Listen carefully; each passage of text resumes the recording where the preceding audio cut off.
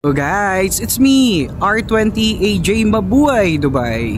So nandito ako ngayon guys sa may Alsi Park, isa sa pinakamalapit na place sa tinitirahan ko, which is yung Burjuman. At isa rin to sa mga dinarayo at pinupuntahan ng maraming tao, especially kapag hapon, kasi marami nagja-jogging dito sa lugar na to. Ayan siya guys, so ang sarap tumambay dito guys. The reason why pumunta ako dito, it's because ang bigat kasi ng nararamdaman ko guys. Ang bigat ng problema ko. And sobra akong alam mo yun, yung parang in pain, yung ganon. Yung nakikita nyo sa akin sa harapan ng camera na nagpapasaya sa inyo sa mga videos ko, but behind this, sobrang laki ng pinagdaraanan ko right now. However, maraming salamat sa mga solid supporters ko at sa mga taong nakilala ko dito at naging kaibigan ko na nagre-reach out sa akin. Thank you so much guys. I really appreciated lahat ng mga suporta na binibigay nyo kay R20AJ. I really need this right now. And then sobra talagang bigat. Alam mo yung gusto kong iiyak, pero pag umiyak ako, wala naman mangyayari sa akin. Pag iniyak ko to, hindi naman mababawasan o mawawala yung problema ko kapag iniyak ko to guys. Pero minsan, tao ka lang. Yung alam mong gusto mong ilabas yung sama ng loob mo, yung gusto mong ilabas yung problema mo. May gusto kang kausapin ngayon pero wala kang karamay kasi wala kang mga kaibigan o kamag-anak dito sa Dubai. Ang bigat lang ang dinadaanan ko guys. Parang nasayang lahat yung effort ko, ang pagod ko. Akala ko okay na, hindi pa pala. Ganito kahirap ang buhay abroad guys. Isa ako sa nangarap sa libo-libong OFW around the world na magkaroon ng magandang buhay guys. Ako nga pala si Ryan De Guzman guys, at ito ang kwento ng aking buhay. Sa ngayon, ang situation ko right now guys, na-overstay po ako dito sa Dubai at supposed to be mag-exit po ako today. Flight ko po ng 1 PM. Nabayaran ko na rin yung fines ko, pero pagpunta ko ng airport guys, and then binigay ko yung passport ko, sabi ng immigration, sabi sa akin, absconding ka na. Sabi niya ganon. So hindi ako makakalipad guys at hindi ako makaka-exit. Nanlumo ako guys, nanlambot ako. Kasi alam nyo bakit? Nasayang yung airport, yung pera, yung ticket guys. Kasi yung ticket guys ang mahal. Yung visa ko ang mahal. Tapos mapo-forfeit lang siya, forfeited. As in, useless talaga guys. At the same, aside from that, absconding na rin ako. Na kailangan kong i-clear yung abscond ko para makapag-exit ako. And then sobra akong nanlulumo kasi hindi ko na naman alam kung saan na naman ako tatakbo o saan na naman ako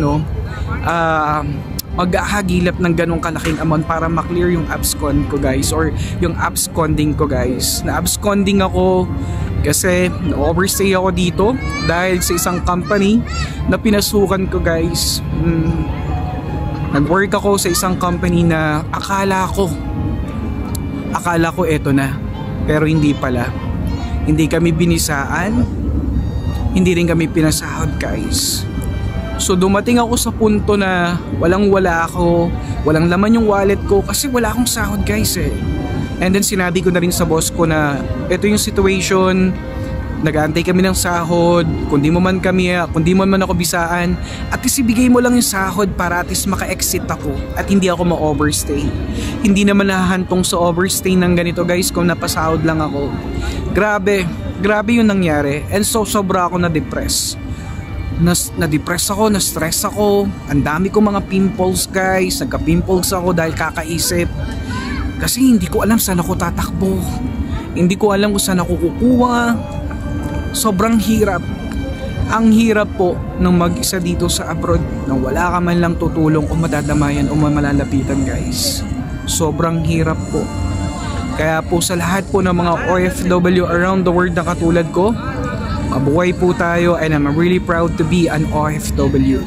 But going back to my issue guys, for now, tumatakbo na naman po yung araw ko ng fines ko. Everyday magbabayad na naman ako kasi kailangan ko magawa ng paraan yung absconding ko guys. At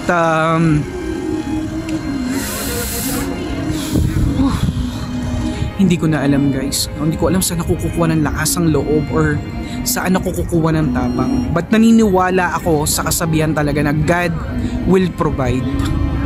Pag naging mabuting tao ka, that's for sure, meron at hindi ako pababayaan ng Panginoon. Doon na lang ako naniniwala at kumakapit guys. At sa mga taong nasa paligid ko na laging sumusuporta sa akin. I'm trying to calm and I'm trying to be, I'm trying to fight.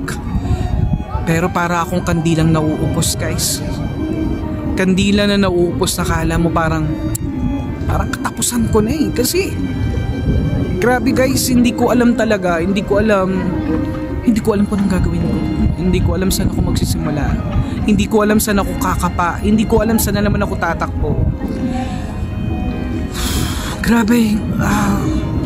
Sinasabi ko sa inyo to, sinishare ko sa inyo to guys, hindi para kaawan, okay?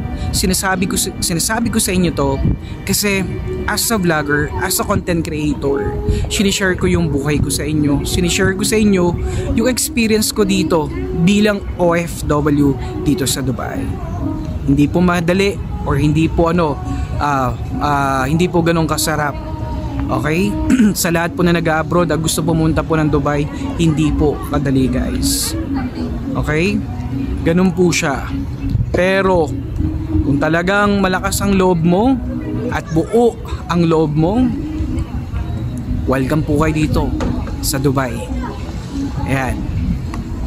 Grabe guys. Ayan. Sinusubukan kong umiti para sa inyo. Sinusubukan kong maging okay. And I hope maging okay ang lahat soon guys. Kung nagustuhan nyo ang video na to, please share this video guys. And please keep supporting R28J. Pa-share po. And maraming salamat po. Hanggang sa muli.